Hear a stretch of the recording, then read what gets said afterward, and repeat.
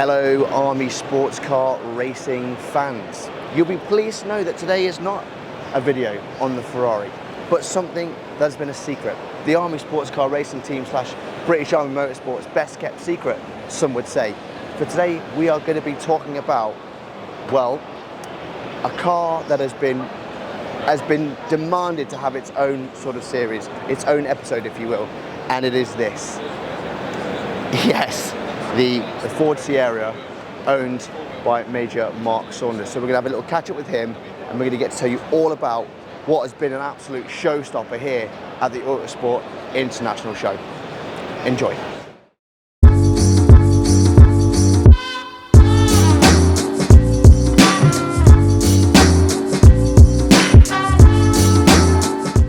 Here we are, joined by, well, a man who's kept this thing secret from the people for too long. And the people have spoken, they want to know what this is, what you've done to it, but we won't talk about pound signs. No, because that's shabby, and we don't talk about that. we talk with passion about these cars, and this, yeah, we were talking about money. You normally say it was frankly a waste of money, but fortunately these things are going up in value. So I'm favoured of a month at home. I'm not getting away with not buying other cars. So yeah, this is my very old Sierra Cosworth, 1986. It's a genuine car. It was my road car many years ago.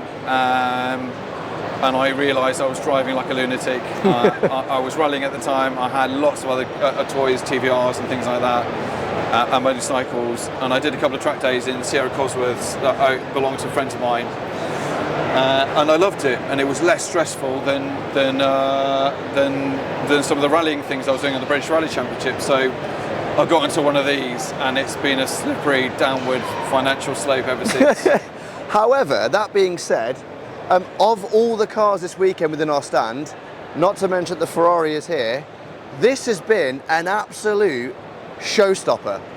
So I know there's many Army sports car racing fans out there that will adore Will's Ferrari, and let's be honest, Will's car as a racing car, I reckon if Will and I set off on a fair, someone like Snetterton, within 4 laps, Will would be lapping me. So, the technology in this car, and I've been out in this car, is phenomenal. The things it does are mind-bending. Who'd have thought something in a corner so harshly and so aggressively, but be so compliant and let you know and talk to you and let you know what's going on. This thing is different. This thing is, let's be honest, it's trying to kill you half the time. It's like 1970s technology, so there's some clever bits and pieces in there, and there's some clever suspension under there, but it's still a difficult beast to drive. And that's my excuse, and I'm going to stick to that. So I can pedal this reasonably well, but it is on the edge. It's a bit of a handful. It's 539 horsepower. And it comes on quite quickly sometimes. Run that number just one more time, because you'll have to speak into my good egg, because it sounded like it was a 4-digit number. Yeah, so it's 539, and these, there's lots of people that throw these numbers around. So I don't dyno the car. I take the engine out, and it goes to the guy who backs my car, a guy called Harvey Gibbs up in Super Inc Car Services. And what he does is he knows these cars intimately. He puts it on his engine dyno cell, and he runs it under really tight clinical conditions to find the best out of my engine. He can take it up extremely high, and a lot higher than it is now when it comes to boost, but he tends to bring it back some, and it's now a lot more reliable. I know it's bizarrely, 540 odd horsepower.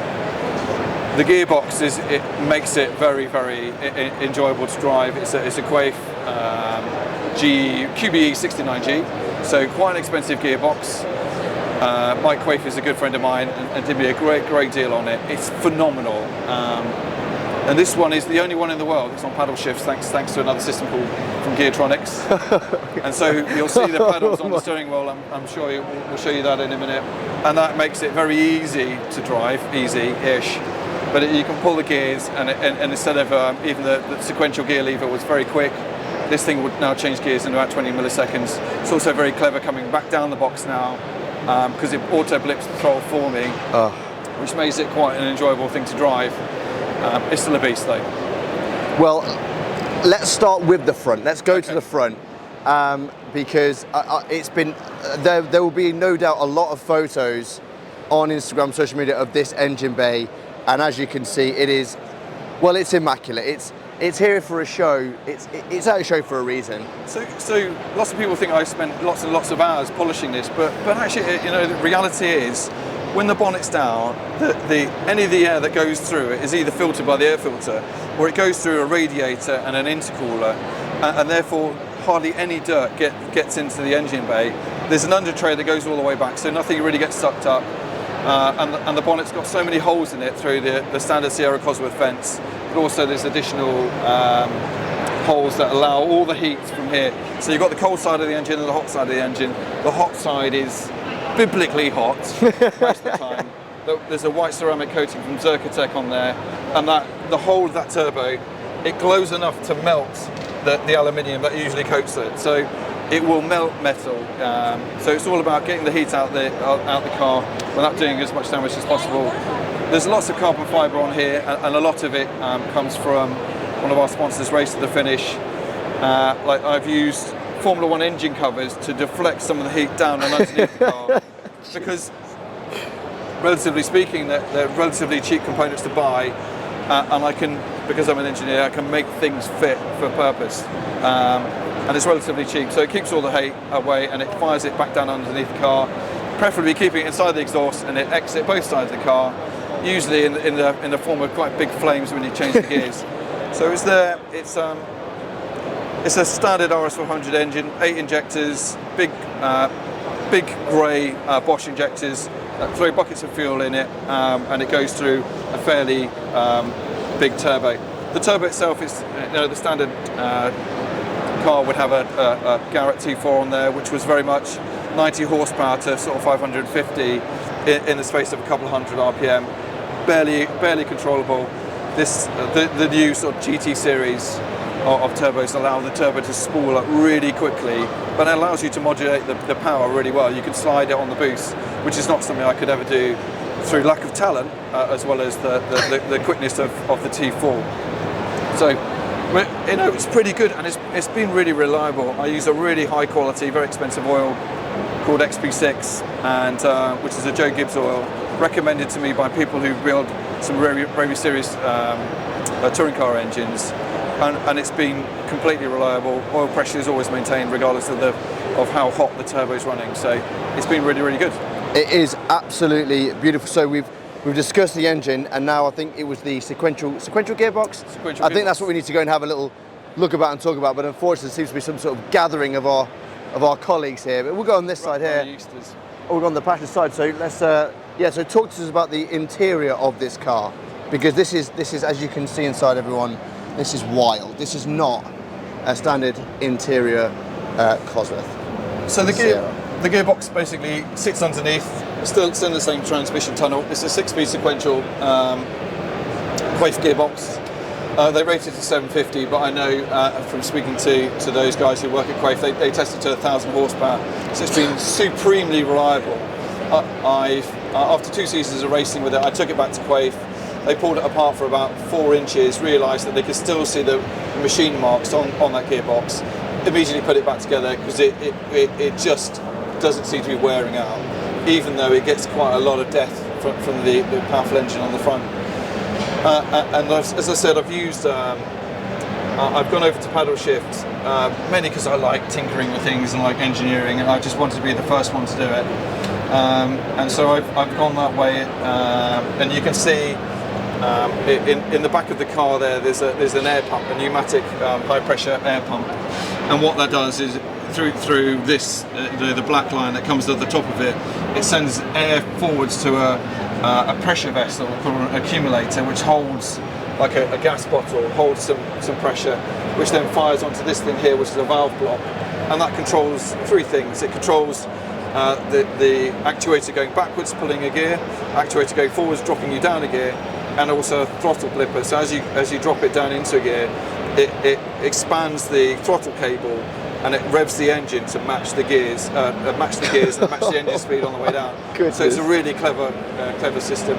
Beautifully engineered by Neil Wallace at Geartronics. The software's a joy to use, and the system's beautifully engineered. I think this is definitely something we need to see on track one day soon, Mark, to be honest with you, because the people have seen it, understand, but they want to hear it, they want to see it fly around.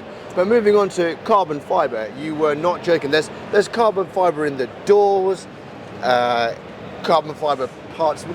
There's a lot of carbon fibre. A lot of carbon fibre. Is that a carbon fibre seat? Yes, it's a nice Cobra C. I've had that for a few years now, but some of these components, again, Mark Scott, Race the Finish, has given me loads. So this is a Formula One wishbone front cover. So normally there'll be bits and pieces or tethers that will run on F1 wishbones. They have loads and loads of these from aero testing. Mark Scott manages to get huge amounts of quantity of carbon fibre, and he gives me very, very good rates at throwing these out. So, and I use these again because of my background in engineering. I look at some of these components and I always think of a way of utilising them or using them for projects on the car. But most of the stuff on here is bits and pieces that I've made, machined or cut to fit the car and used. Some of it's a lot tied in other places, but the central binnacle here was off another friend of mine, a guy called Tony Ryan, who ran or still runs a company called Touring Car Spares, and that's a 1997 Nissan Primera Super Tourer central console. Lovely. Which didn't have any holes in it when I first got to it, but it's so I've made that fit, and I've had that for a number of years now. Brilliant. So you've got an incredible amount of power. Can we talk about its stopping capability? Yeah, to almost wrap us up to the brakes that we've got is here, so, yeah, and the stopping power. So I've updated these recently. I was having some real problems. So this car used to be phenomenal. I had 1992 AP 6-pot, genuine Group A calipers on the front end, really beautifully made by AP. I had some real difficulties in the end with material pickup and the way they were working. I was getting these horrendous vibrations on some of the later races. I kept having problems, so what I did, between you, me and your viewers, I threw a load of money at it, and with a company called BG Developments, who I've used many times sort of in the Midlands. They basically sold me a set of full calipers, which is the AP Racing sort of top of the range Pro 5000R calipers, 6-pot on the front, 4-pot on the rear. And they made me some bespoke bells using the latest sort of technology. They've even engraved my name and all the rest of the specifications into the bell, and done all the brackets using initially 3D printed parts to get everything set up, and then they manufacture it out of CNC make it out of aluminium when you finally got everything fitting and working correctly. Beautifully done, really easy. They have most of the patterns on the shelf, so a really lovely company to use, and they do it really, really quickly, which is not something you tend to get in motorsport. So, yeah, really, really grateful for those guys in BG. All round, we've got. Well, I mean, is this like Trigger's broom handle, where 14 heads and 17 poles? How much of this is original, and how much of this has been replaced, redone? The originality, I would really have to think about what's left that's original. I mean, the shell itself is clearly original. Yeah. The running gear, I don't think I've got anything on the car.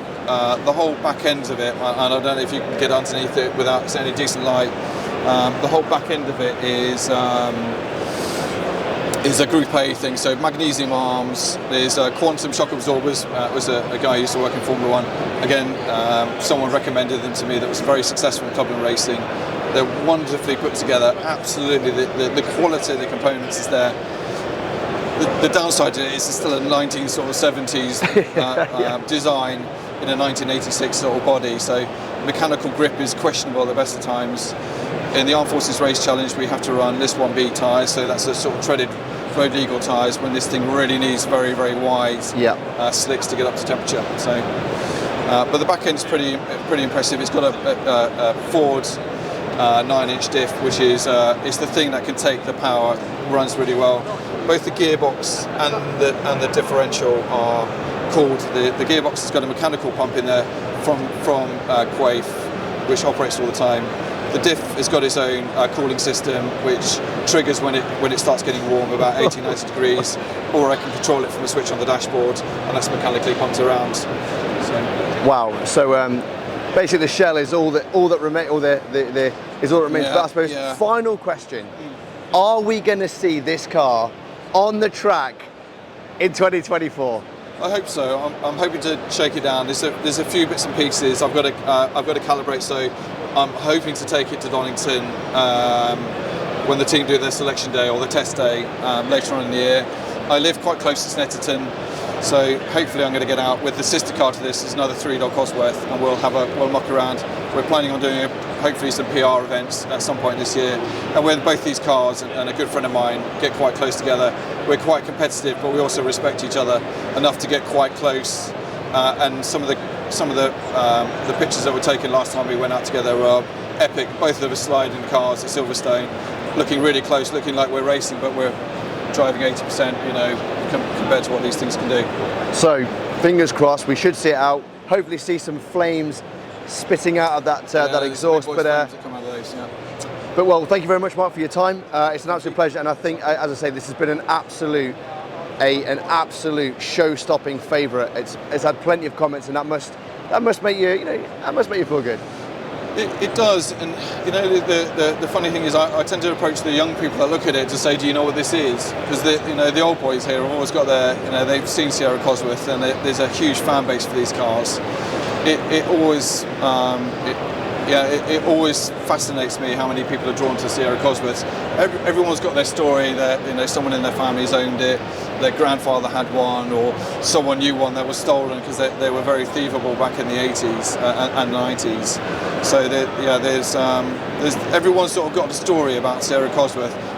There's always a family tie, and they're reaching this legendary status now, where some of the original historic touring cars are worth epic amounts of money, and there's still a Sierra Cosworth, but it's one of those cars that's got a bit of a cult following for sometimes the right reasons. Absolutely, and it's definitely drawn the crowds absolutely today. But well, thank you so much for your time, Mark, and hopefully we'll see you and the Cosworth at Donington. Cheers, Mark. Thanks a lot. Thanks very much. Well, Army sports car racing fans, that concludes today's episode. What a great opportunity to get to see, get to sit behind the wheel. You can't see anything, it's pretty wild in here. But great to have Mark's car down here, and for everyone to see that this is the one that we all want to see. Forget the Ferrari, Will, no one cares, they want the Cosy. But no, like I say, a huge thanks to Major Mark Saunders to give us his time to walk around the car, and hopefully we'll see it out on track. I've been Staff Sergeant Dan Morton. This has been the Army Sports Car Racing Team, and we'll see you on the next one. Bye-bye.